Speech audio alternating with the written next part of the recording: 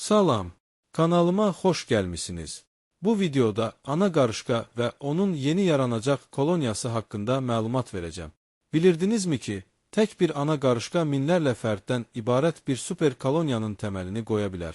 Bəli, hər şey bircə qarışqa ilə başlayır və bu əsl möcüzədir. Hər şey yay aylarında göydə baş verən bir cütləşmə uçuşu ilə başlayır. Dişi və erkək qarışqalar havada cütləşir. Erkəklər ölür.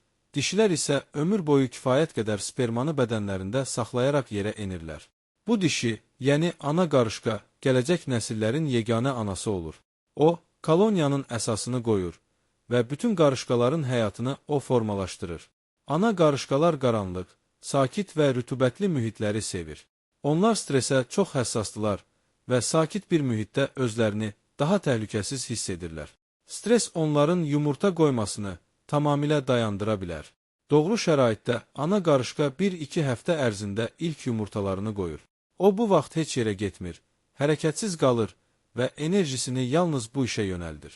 Bu mərhələdə o, qanadlarını çıxarıb yeyir və oradakı zülallarla qidalanır. Xarici qida qəbul etmir, öz ehtiyatları ilə həm özünü, həm də yumurtaları dəstəkləyir.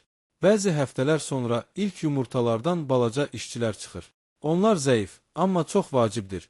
Çünki bu işçilər koloniyanı idarə etməyə başlayacaqlar.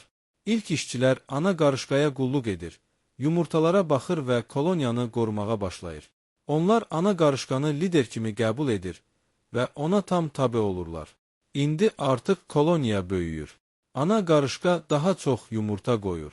Bu mərhələdə zülal, protein və şəkər mənbələri, məsələn, bal, şəkərli su və böcək əti koloniyanın inkişafı və böyüməsi üçün həyati əhəmiyyət daşıyır.